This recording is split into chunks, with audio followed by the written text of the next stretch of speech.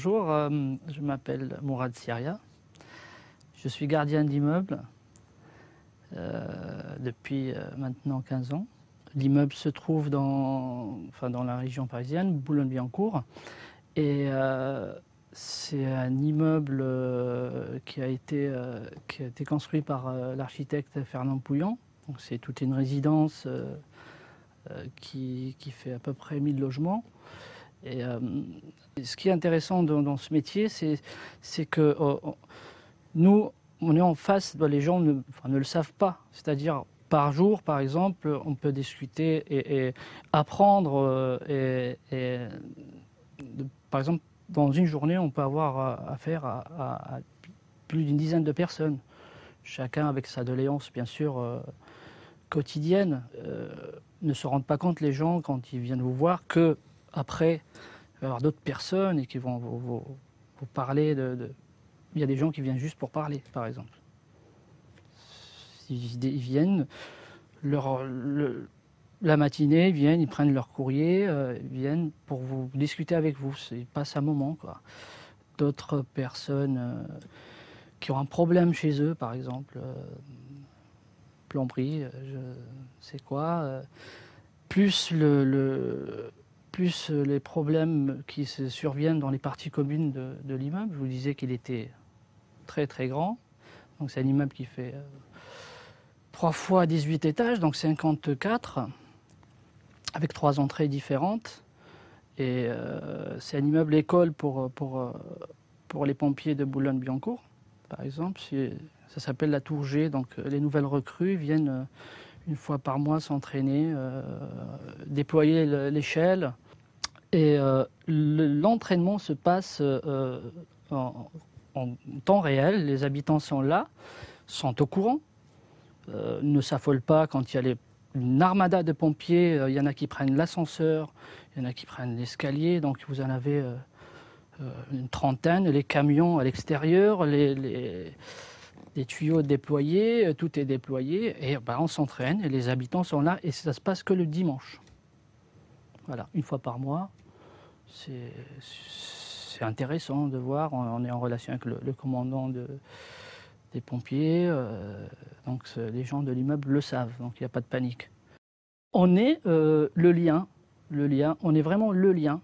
Je remarque quand je pars en vacances, personne n'est indispensable, hein.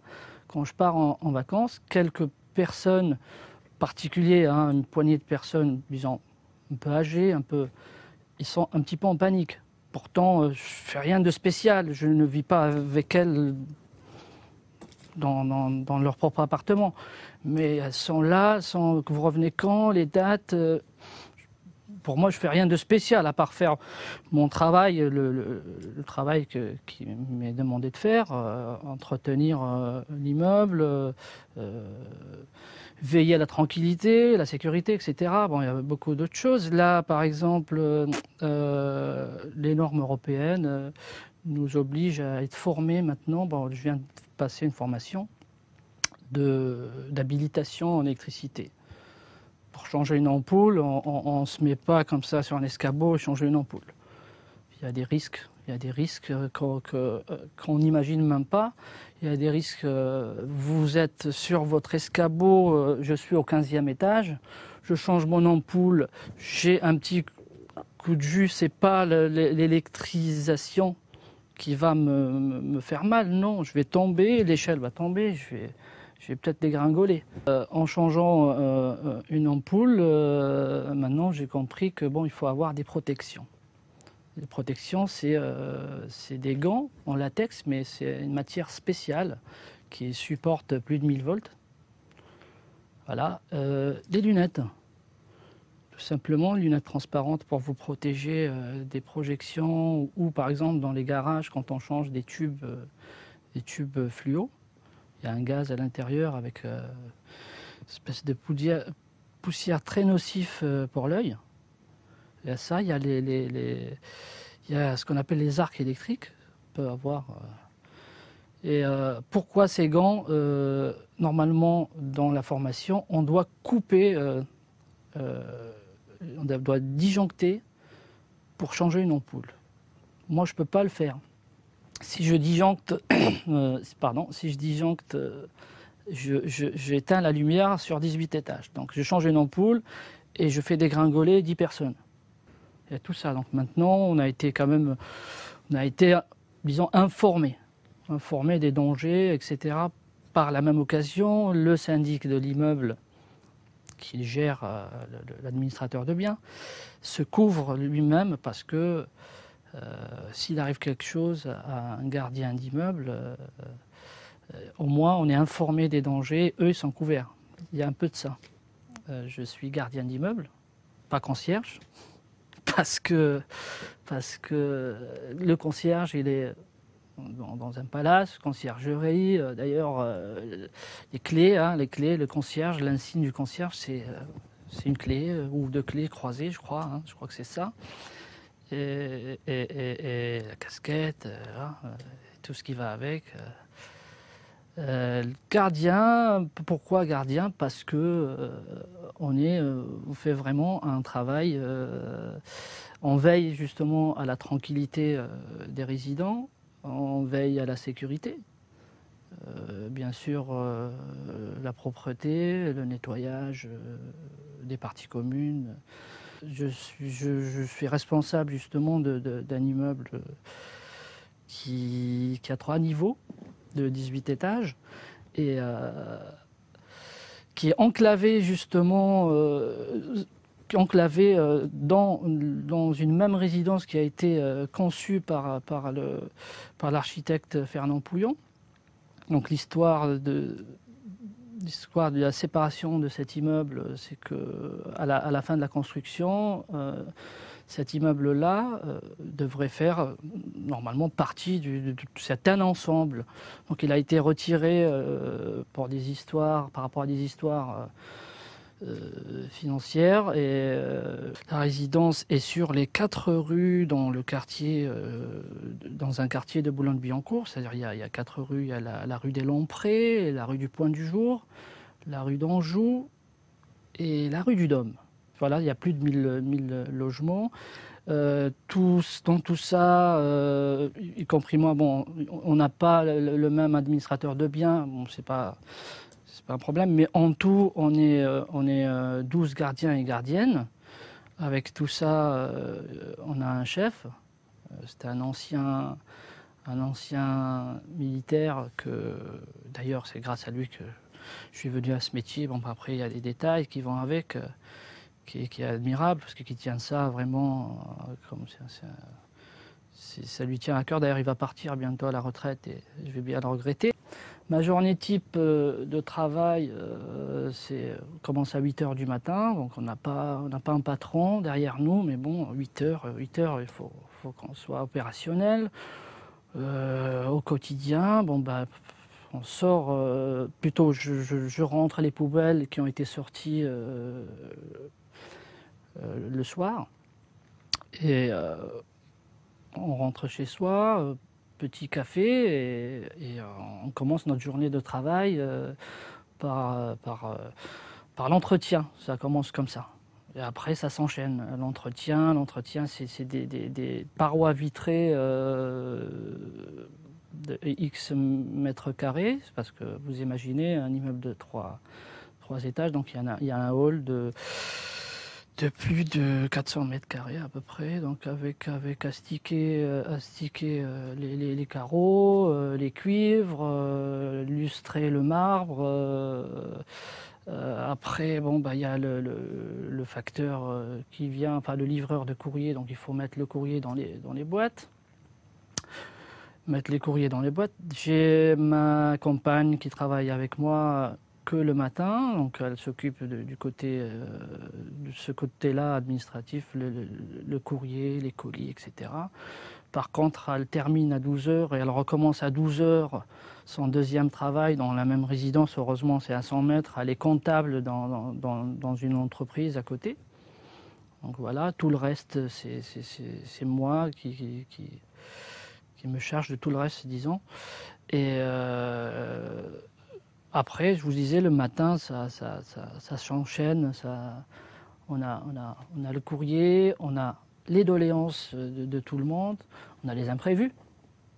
des imprévus, c'est les canalisations qui se met à fuir parce que c'est un immeuble qui est pas tout jeune. Hein. Une grosse inondation, une coupure électrique, c'est quand même, ouais, c'est un gros paquebot. Les meilleurs souvenirs, je trouve pas, il y a pas mal de bons souvenirs quand même. J'arrive pas à énumérer les meilleurs souvenirs. Par contre, je peux vous dire les mauvais souvenirs. Les mauvais souvenirs, c'est que il y a un côté qui est assez quand même. Il faut avoir la tête sur les épaules et après, avec le temps, malheureusement, on prend l'habitude. C'est-à-dire que ouvrir la porte et avoir quelqu'un qui est mort dans l'appartement. En 15 ans, j'ai eu j'ai découvert 5 décès, si vous voulez. Pour donner un exemple, les pompiers sonnent à ma porte, il était 5 heures du matin, c'était une personne âgée qui avait besoin de son insuline, je crois, mais c'était très important, qui n'ouvrait pas la porte. Et l'infirmière a alerté les pompiers viennent me voir, je prends la clé, j'ouvre la porte, la personne qui baigne dans son sang, quoi, qui a perdu tout son sang, qui s'était fracturé, en allant peut-être ouvrir la porte. C'est moi qui ai découvert la personne. Voilà, c'est les mauvais côtés, de ce métier, malheureusement, mais c'est comme ça, on est confronté à ce genre de situation. Voilà. Dans ce métier, il y a des mauvais côtés. Et c'est pour ça que les bons côtés sont plus nombreux que les mauvais côtés. Donc on s'en rend pas compte. C'est ça qui comble en fait. Justement, bon, on est des êtres humains. Ça arrive qu'on soit saturé. Depuis 8 ans maintenant, on a acheté une maison en Normandie. Et tous les week-ends, je suis parti. C'est vraiment là que je me repose. Parce que dans mon métier, on est comme une éponge qui absorbe, comme je vous l'ai dit au début, qui absorbe tout, disons, les gens qui viennent vous voir. Bien sûr, ils déversent tout sur vous. Par exemple, dans l'immeuble, on a une psychothérapeute qui est assez connue. Je discute avec elle et justement un jour je lui ai parlé, pas en tant que patient, hein, non, dans le hall comme ça. Alors je lui ai expliqué justement, on est comme une éponge et on a besoin à un moment donné quand même on absorbe tout, on a beaucoup, on sait tout, on sait beaucoup de choses et il faut que ça reste là, il faut quand même faire abstraction parce que sinon on est un être humain comme je disais. Il faut vraiment faire la part des choses et essayer d'évacuer sans régler. Si on peut régler le problème de la personne par le biais, disons, professionnel, le syndic, etc., le conseil syndical, etc. Après, il y a des gens qui viennent vous voir pour des raisons très personnelles en pensant que vous êtes Superman. Rien qu'ils sont là, je ferme la porte de mon bureau. J'ai de la chance d'avoir un grand bureau qui est séparé complètement de l'appartement et qui sont là, et qui vous parlent et ils se sortent de là soulagés. On est comme un psychothérapeute. C'est ce que je disais justement à la professionnelle de ce métier qui est là. Et elle était donc mon échappatoire, c'est la Normandie.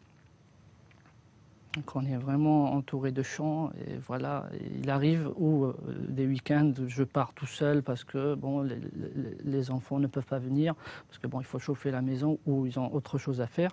Mais moi je pars quand même quand il y a ça de neige. Parce qu'il m'arrive des week-ends où je ne parle à personne. Mais je reviens de là, les accus sont rechargés, je peux repartir sur une semaine et réabsorber... tout ça. Et tout ça, les résidents ne le savent pas. Ne le savent pas. Ils ne peuvent pas le savoir. Après leur doléance, ils sont partis, ils ne savent pas qu'il y en a plein d'autres qui vont venir. Et ça, c'est grâce à ce que, comme je l'ai dit, grâce au métier que je faisais avant.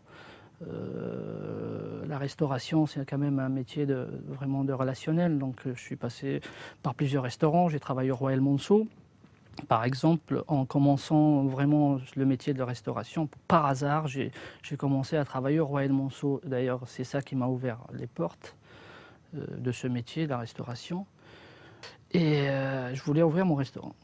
Toujours est-il que le financement, etc. Et j'ai décidé d'arrêter tout ça et de faire autre chose. En attendant, j'ai travaillé avec une entreprise de nettoyage qui m'a envoyé à Boulogne-Billancourt, justement, dans cette résidence. Qu'est-ce que c'est? Oui, surveillance technique. J'ai fait ça pendant 2 ans. Ensuite, quand il partait en vacances, donc c'était moi le chef, je le remplaçais. Alors là, j'ai des responsabilités, etc. Le chef de tous les gardiens. Je suis passé de là à remplacer le grand chef, donc j'ai acquis pas mal de connaissances justement en ce qui concerne tout le site. Et donc j'ai accueilli les entreprises, je dirigeais les entreprises. La surveillance technique, c'est ça, donc tout ce qui est cassé, on fait venir les entreprises, on fait des devis, on surveille les travaux, etc. Par la suite, 4 ans après, bien sûr, on ne supportait pas. Je voulais encore faire de la restauration, ouvrir. Il y a un monsieur de l'immeuble dont je m'occupe, on ne se connaissait pas plus que ça. Il s'arrête et il me fait comme ça, il me dit notre gardien part à la retraite, ça vous intéresse? Je dis oui tout de suite et j'ai négocié les conditions, les mêmes. Mais bon, ça m'a emmené là où je suis maintenant. Donc ce qui est intéressant, justement, je reviens à ça dans ce métier, c'est que on est en rapport avec des gens de différents métiers qui vous apprennent beaucoup de choses, avec qui on peut faire des choses. Par exemple, hier, bon, il y a un monsieur qui est pilote de ligne sur une compagnie qui s'appelle Les Glazures, je ne sais pas si ça vous dit quelque chose, et qui fait le parcours de l'Algérie. Et moi, j'ai mon papa encore là-bas et je vais le voir une fois par an, au mois d'octobre. Un jour, on parlait. Tu prends quelle compagnie? Je dis Glazure. Il me dit, je suis pilote, est-ce que ça t'intéresse de venir avec moi? On parlait d'aéronautique, j'ai été baigné dans ça, mes oncles, tout ça, sont dans l'aéronautique. Je voyage maintenant depuis quelques années avec lui dans le cockpit, aller-retour, etc. Et pas loin d'hier, comme il fallait qu'il renouvelle ses licences de pilotage, il m'a fait un très grand plaisir. On a été faire 2 heures de vol, on a survolé avec un Cessna, on a survolé côté de Versailles jusqu'à Mantes-la-Jolie. À un moment donné, il lâche tout, il prend le téléphone, il me dit maintenant tu prends les commandes. Ça c'est ma passion. J'aimerais peut-être par la suite un jour passer mon PPL, comme on dit, brevet de pilotage privé. Voilà.